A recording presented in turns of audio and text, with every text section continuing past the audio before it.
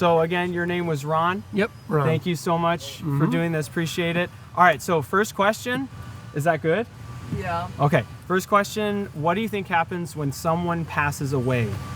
What do you think happens to them? I think their body just stops functioning, and I don't really think there's anything after. So, okay. Yeah, I think once the brain's dead, then as far as we can tell, that seems to be the end of it. That map box is crooked. Oh well. That's fine. It won't bother me to my grave. I'll wake up from my grave and straighten it. Yeah, I don't think that's ever happened to anyone, but all right. So again, your name was Garrett, sir? Yes. Appreciate the conversation, I really do. So after someone passes from this life, where do you think that they go? I don't know. I've never done it before. O Lord, our Lord, how excellent is thy name in all the earth, who has set thy glory above the heavens.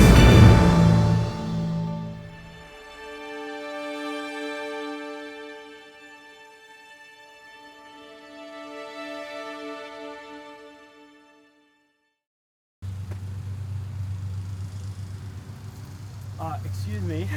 I'm sorry to bother you. Just let me introduce myself. My name is Samuel Spoonhour. I'm actually a professional videographer. I don't know if you noticed that by the camera. But I try to have conversations with people about their worldview on life. So it's like your philosophy, whether you're atheist, Christian, Buddhist, Muslim, just whatever you believe. I like to have a good, deep conversation with you and kind of make a story out of it. So I am curious if you might be interested. Yeah, I have the time. You seem normal enough. Sweet, I appreciate that. Excuse me, I'm sorry to bother you.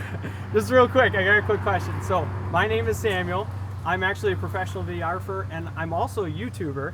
I like to have conversations with people, like putting them on camera and have this like deep philosophical conversation about people's worldviews on life. So like if you're atheist, Christian, Muslim, Buddhist, pretty much whatever you believe, I like to have a conversation about your beliefs. And yeah, I'm just kind of wondering if you would be interested or have any time. So it depends on the... Totally so messed sorry. that up, Tim. I'm so sorry. Messed that take up. No, it's okay. So jokes aside, oftentimes it is very difficult to go up to someone because, depending on the person, they might actually slap you. I don't know if I've ever had that, now that I think about it, but I have had some not so pleasant reactions. As you can see from the title of the video, please don't think that I'm trying to embarrass anyone, because I'm really not. This is really about just different people. They may say, I'm an atheist, but still react completely differently, not only to me, but also to the gospel. And even if I share evidence, that doesn't necessarily mean as much to one as it does to the other. If I talk about history, philosophy, science, it's just, you kind of need to learn it. And this is mainly for Christians here that I'm talking to. You need to learn discernment and who to talk to about what. I've actually, by God's grace, had many opportunities to do this at my job, and just that some people just require it either a little bit harsher or a little bit nicer, just a track, leave them alone. I'll still try to do a general, like, I'm praying for you, or God bless you, have a great day. But oftentimes, like when I'm out evangelizing, sometimes just a track is like all I can do. I can do just the quick draw. This is something I've always emphasized, and I hope that you can all understand this, is that showing and telling Jesus is the most important, and you don't want to disrespect that person by just totally misunderstanding that person and not thinking at all, how can I best share the gospel with this person here? We're just planting seeds, essentially. And if God gives you the opportunity to have like a full-length conversation, not only be ready to share the hope that lies within you with meekness and fear, but have those truths, have those historical truths, have those scientific truths, memorize those things and get these people to think. And maybe for those out there who aren't a Christian, please consider some of the things that I said to these people. It's not necessarily like loads of evidence it'll just convince you, but it might be something that maybe will click in your head, or just something that they didn't think about. Maybe I said it in a way that you've never heard before. At least I hope that everyone would do that, and that we would actually be all seeking out the truth. Because truly, that is the goal of this channel, is sharing the truth, even though you may disagree with my worldview and exactly what I'm sharing, at least you can respect the fact that I'm trying to do it in a very honest and open way and really be genuine to these conversations and actually try to share literal truths. Do you think there's a type of creator for the universe? I think that's a very general question because I've never experienced it in my life. I think that it's just life is life and death is death, and that's it. But I also was raised with in a church and Christianity. But if I was to be honest with you, I don't know. Like, I never really bought into the whole thing. But that's my personal view. It doesn't mean it's true. It doesn't mean it's right. Did you grow up as an atheist, or did you grow up religious at all? No, yeah, I grew up religious. I grew up, probably about half my youth was in a Baptist church, and then the other was in an evangelical free church. So, yeah. Wow. So I definitely had a good amount of exposure to it growing up. Would you say you're an atheist, or would you just say I'm just agnostic? I would lean a little bit more towards atheism because that's what that's what I've seen, and that's all I've known. I've been, obviously I've been under for surgeries before, like knee surgeries. Oh, really? And it's just, everybody, like once you're under, it's just kind of like, you're out of the ball game. That's it, so that's my idea of what it's like. It's pretty boring to think like that. But, no, that's okay. Towards the end of my early 20s, I just started having a lot of questions about it that I didn't seem to be getting Answers? solid answers to. Okay. That's at least what maybe started it. I would say, just lots of questions that I was just not getting satisfactory answers to. Now I would say it's more just, I've spent a lot of time listening to both sides of it, and I'm just not super. I get why people believe in that stuff, but I'm just not super compelled by most of the arguments. So you're not an angry atheist. Not anymore. Okay, Not you used anymore. to be? I definitely used to be, yeah, for sure. Well, it's good to at least admit that. Yeah. And I can get fired up still sometimes, but But you're sympathetic for sure. to Christians. For sure, Okay. absolutely. I get why people believe it, definitely. And other religions, too. This is a difficult question because when, say, I were to ask this to someone who is religious and I say, do you have evidence, say, scientific or historical for the existence of a God? Then, they're trying to prove something. But if I ask you, do you have evidence against that? You know what I'm saying? Yeah. I mean, I think that most people that are in the scientific and medical fields will tell you that there is evidence of that. Okay. Of, people having near-death experiences and short brainwave, continuous afterlife thoughts. Yeah. That don't necessarily translate to anything that is spiritual. But like I said, there have been people that have had near-death experiences that have changed their view on what they think the afterlife based on that. This is a question I love to ask people. If there is a heaven or a hell, do you think that you are morally good enough for God to let you into heaven? If there is one, I would hope that's obviously the goal is to be, even without religion, I want to be a good person and, someone that's of use to those around me. And you want to be ethical, good to society. Yeah. Obviously, I certainly have flaws and make mistakes and everything, but it's kind of hard to answer when you just don't believe it. But obviously, engage with. But you can, in a sense, you can just say, "I want to." I would certainly hope that I would be. Okay, and there's a reason I'm asking that. Okay, so just bear with me here. But do you remember any of the 10 Commandments from Exodus 20? Sure. Oh, actually, can you name some? Yeah, thou shalt not murder. I can't remember the exact phrasing of them all, but honor your parents, no false gods. Do not lie. Do not steal. Do not commit adultery. All the big things. Yes. Yeah. So well, and the reason I mentioned that is just because it is essentially a moral outline, right? In fact, our country is really founded on a lot of Christian principles.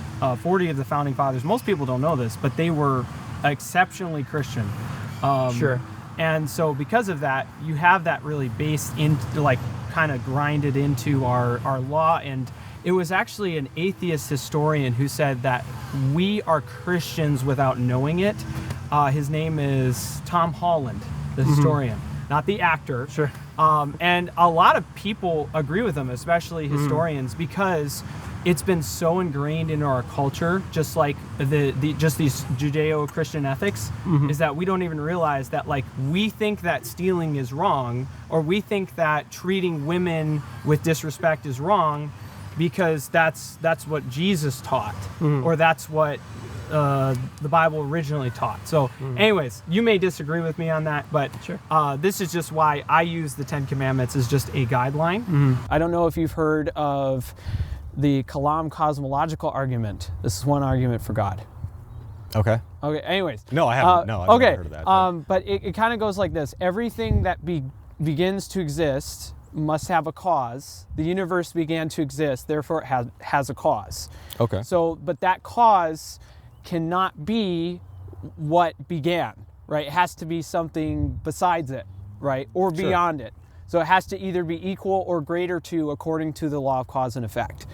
So if space, matter, time, and energy all came into existence all at once, you understand this from even just Einstein's theory of relativity, is that those things are correlative. They have to all come into existence at once in order to exist.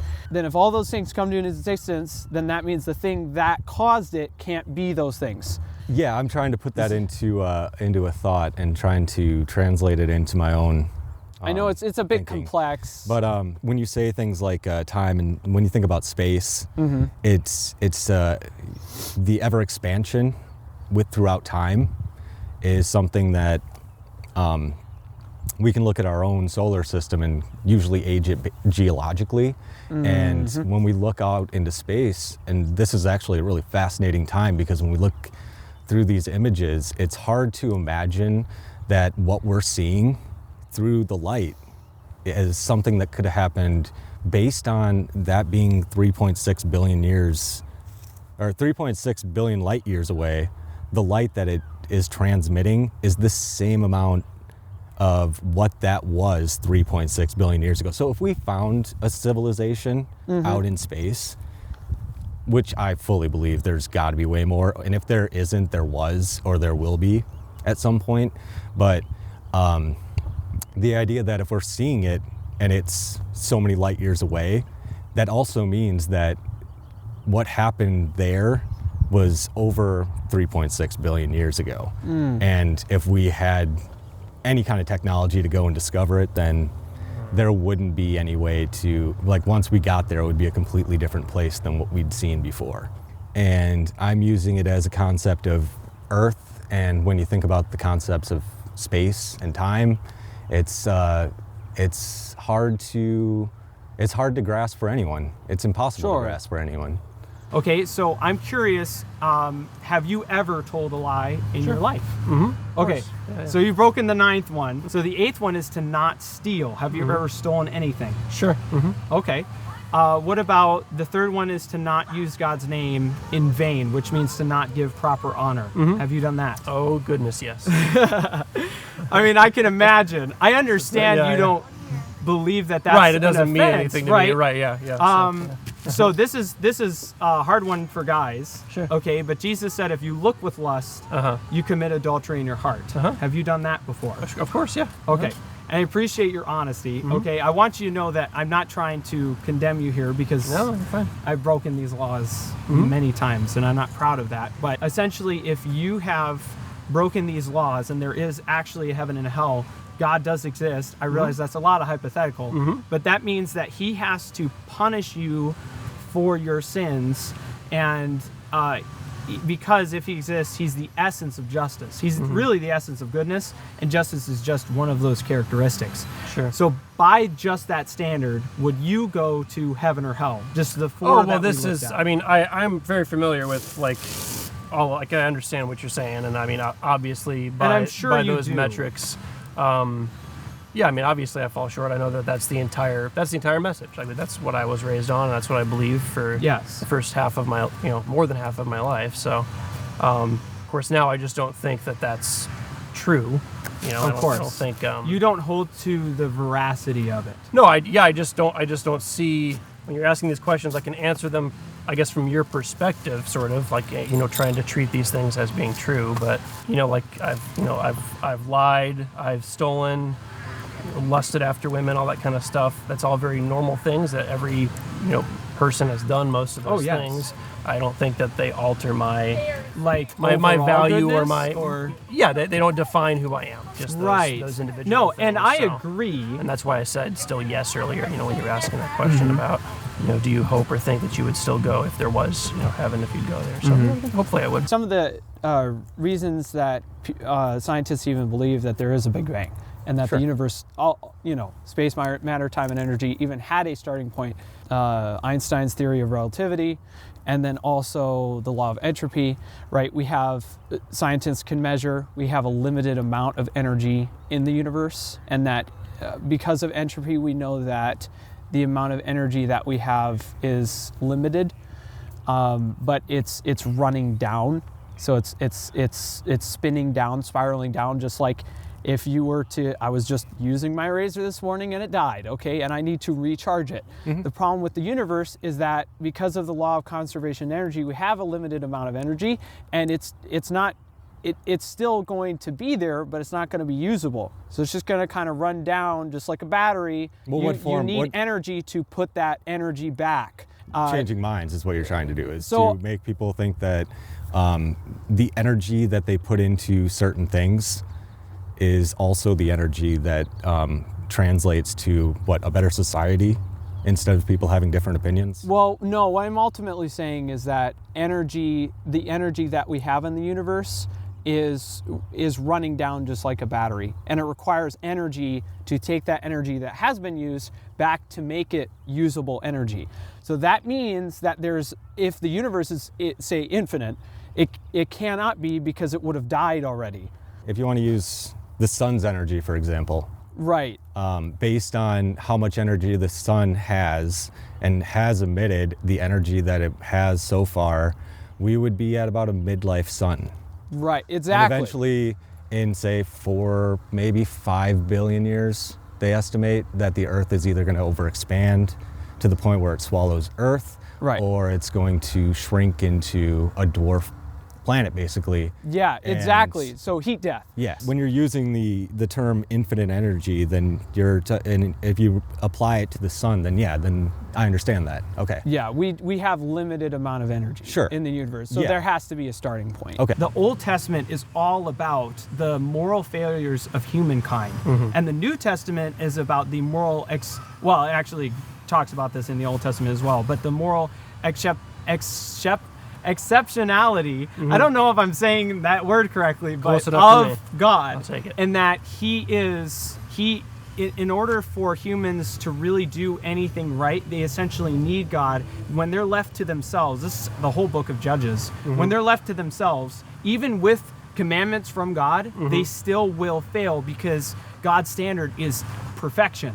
And so it's impossible to follow that. And they'll just do what everyone else does. And in fact, one of the phrases in Judges, I love this, every man did that which was right in his own eyes. It's essentially humanism, is that, like, this is my morality, right? I guess that's subjective morality, right? But if there really is objective morality, then that means that even the things that you don't think are necessarily that big of an issue are a bigger issue to the one who essentially holds it all. I realize it is still I'm mentioning hypothetical stuff. I know you don't believe that, and I appreciate your kindness, but that is really why God brought Jesus, because he is the only one who can pay for our sin. Okay, just hypothetically, do you think you're a morally good enough person to go to heaven? Absolutely, 100%. Really? I don't have a question about that. Do you happen to know any of the 10 Commandments in the Bible? Thou shalt not kill. Okay, that's the 6th one. Adultery. Okay, I believe that's the 7th. What is the other one?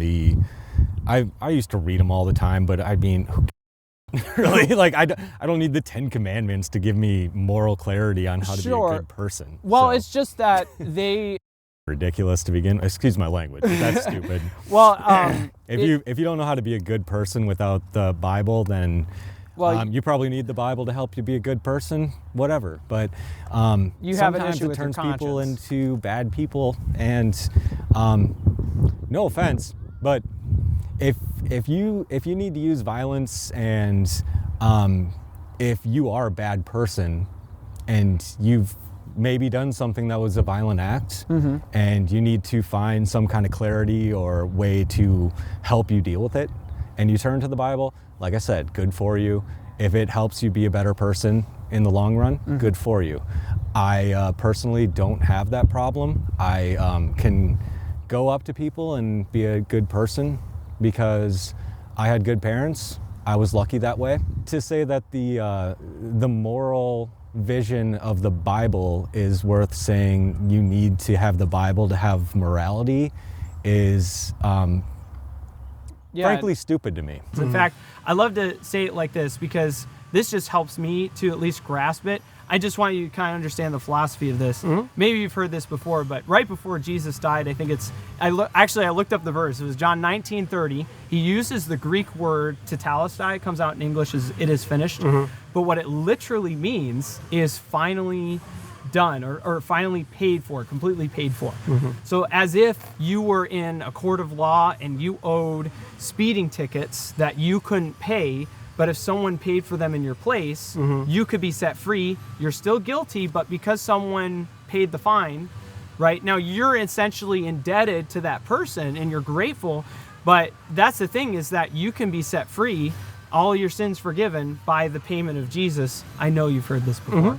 Okay? Yeah. But this is some of the reason we do this, is to share that with people, especially people who don't know it. But even just to get you to think, because, God forbid that you go home today and die in like a car crash. I mean, that would be horrific. That would suck. Yeah, horrendous. But over 160,000 people die every 24 hours, right? And easily, I could be next, you could be next. So it's a sobering thing to essentially think about. And I know you understand that. At least I hope you do. Whether we like the morals or not, it has the most historical evidence behind it. And so I would think that it would have the best description of God. Now, the problem with it is that it's Middle Eastern literature. They're especially known, even you just go to Egyptian writings, they're very metaphorical, and they make gods very human-like. And even just the Egyptians just did that in general because that's how they think their gods look. But one of the points in the Bible especially is that God, although we give him these descriptions, he's immaterial, he's infinite, he doesn't necessarily have an arm, but it'll say stuff like, I will stretch out my arm, or I will put you under my foot. It's just, the point isn't that he literally has a foot or an arm, it's just that it's a way for you to understand what he's doing in your culture. I think that it's very plausible that it's a literal description, but it's also possible that it's something even beyond that we can understand because we are limited physically. Right. You do realize the Bible's just a book, right? It's like a story. Well, it's many different books put together by 40 different authors over a span of over 2,000 years. Yeah. So, but I mean, it's a collection. Like it's I like said, a library. I'm not trying to cut you down. I'm glad that you have your beliefs. You're fine.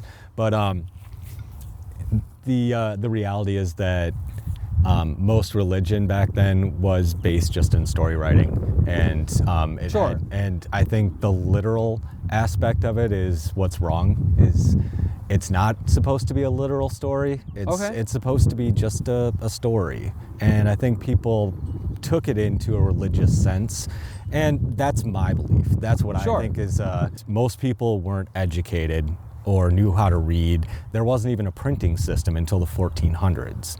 So the idea that people had Bibles in their homes or books was a pretty luxurious thing to have. Yeah. So and to be able to have the ability to be educated enough to understand what they meant was another level too. I could, in some situations I'm wrong. That's not the case.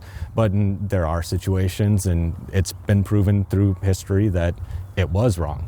I definitely could be wrong. That's the old Pascal's wager. That's kind of that whole concept. Yes. Yeah, and I definitely understand that, but I think it definitely goes both ways. And I would say, when I was a Christian, to be a Christian, there's a lot of ways that affects your life. You know, a lot of Absolutely, things yeah. that you're choosing not to do, a lot of things that you're choosing to do. Yeah. You know, disciplines that you're trying to instill in your life and things like that. Those things also take, you know, they take parts of your life. They take time. Yeah. They take energy. Yeah. So when you decide not to believe that stuff, you also gain some of those things. So I think it's, you know, it's not just as simple as I could be wrong and that means I could go to hell forever. Well, a Christian could be wrong and they spend the entire only life they have. I've only done brief study on the Quran.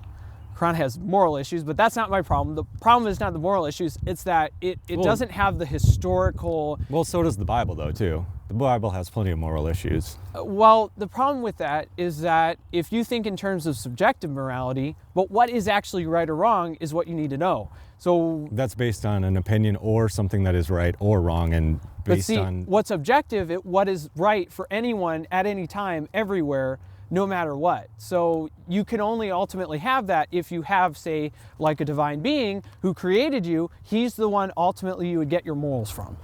Not to say that he's the one who just arbitrarily says, say, killing humans is wrong. Yeah, but I got my morals from my aunts and uncles and my family.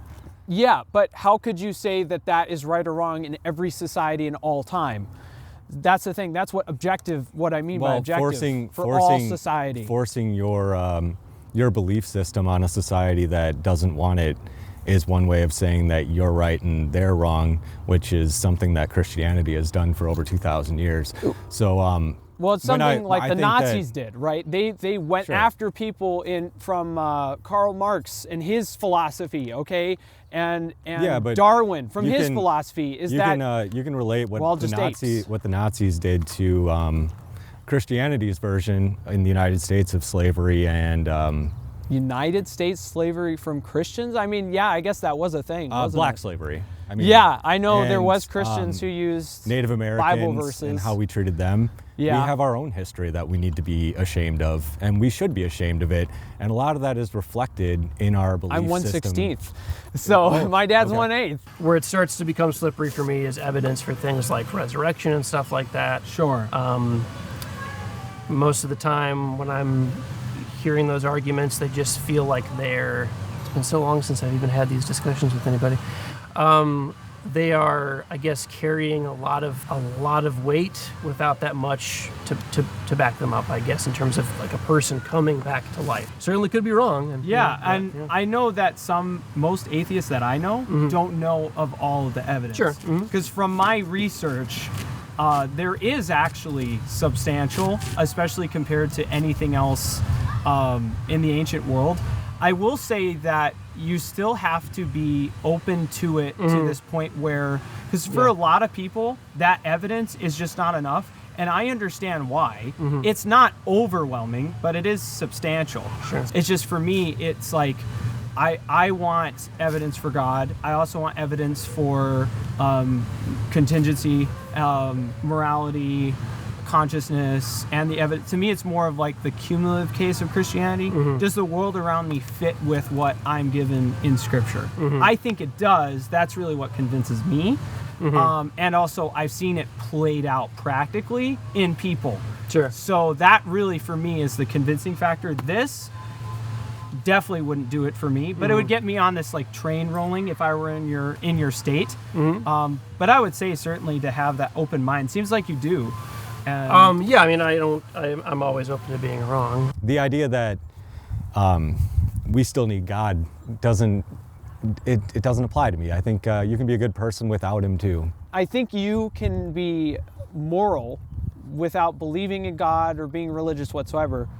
But I've seen it through hundreds. Sure, of and people, so have I. But the point is, again, the guideline, the specifics. It's just like you can obey the law without necessarily knowing it, right?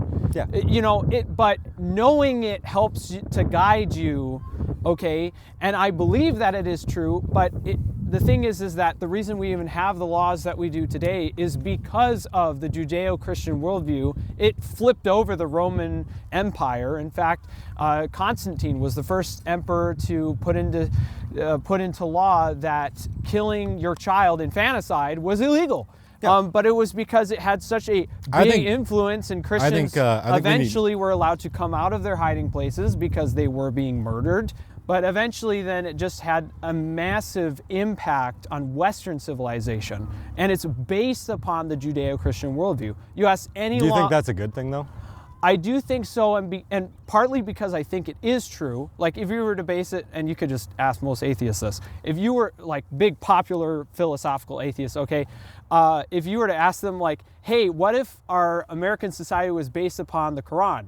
They'd say no way, because if you read Surah 9, there's a little verse in there that talks about suppressing those who do not believe. Kind of influence that any religion would have on government.